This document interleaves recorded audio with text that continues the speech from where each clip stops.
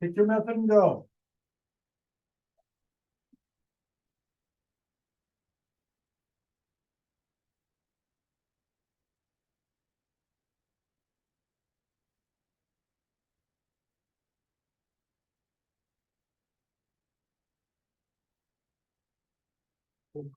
Yeah.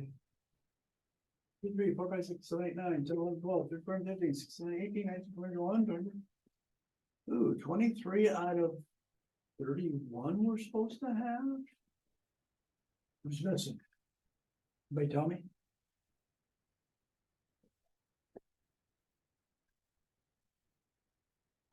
Hey, that's you're supposed to be out so you can know people. Wow, she just said, I don't know anybody, which means I know nobody, which means, oh, she just called Sophie and Aunt Allie nobodies. Because y'all know, I know you know those two, you've been talking to them. You should say sorry about that.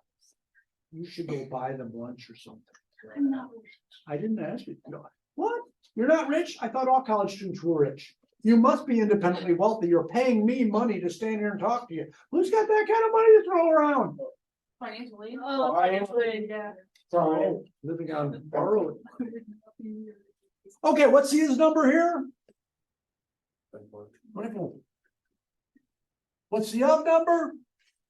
X. 100%. 120%. So which method did you like?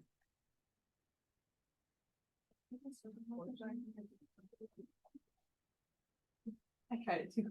Well, if we do the percent, we'll do proportions and we'll do. How many people are using the literal method? Anybody? One? Okay, cool. If you use the proportions, how does this change? It doesn't.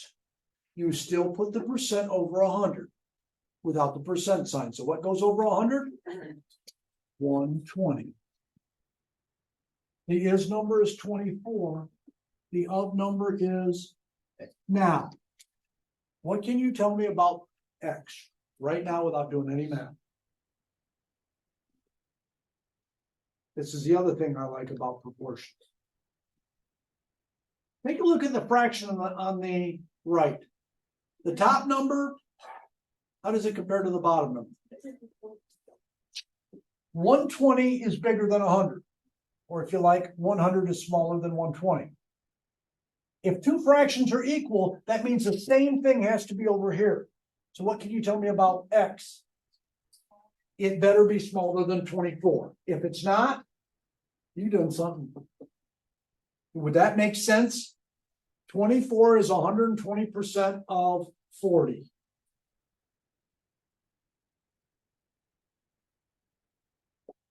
%, more than 100% means you have all of the original plus more. The up number is your original amount. There you go. So when you cross multiply, I think you get, hell, I don't know. 20? Is X equal to 20? Yeah. Does that make sense? Yeah. 24 is 100 is 120% means bigger than 20. Yeah. Circle method. What goes where?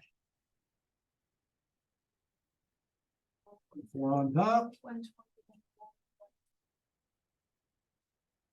120%.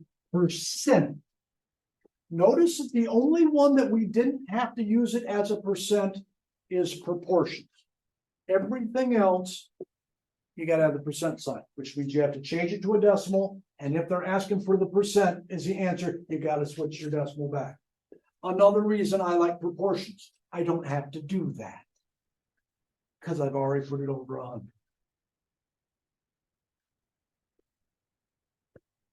Cover up the y'all wait for it, weren't you? Cover up the X. What does that tell you? Division. Division. Yes, sir. I was wondering if you can go over the way you put numbers inside a circle. The is number goes on top. The up number and the percents go on the bottom. I just put it in this order. Okay, there's a question. How are you going to remember what goes where here? Because that's true of all of these. You are gonna have to remember what this order is. You're gonna have to remember this. You're gonna have to remember this. Anybody got any little tricks for remembering this? How about alphabetical? IOP. Or the top kind of looks like an ice cream cone. And what does ice cream start with? I. So the is number goes on top and everything else on the bottom. Or perhaps I is above all the rest of the people. I don't know, whatever you want to call it.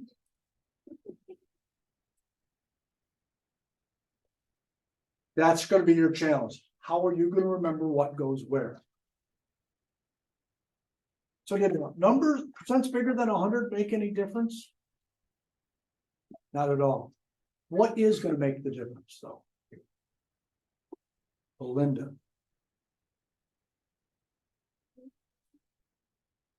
What's going to make a difference? I said you are. You're going to change the world, right? Wow, there's enthusiasm. Y'all, when she runs for president, email her. Say, oh, I thought you said you didn't know if you were going to make a difference or not. What number did you want to look at, Belinda?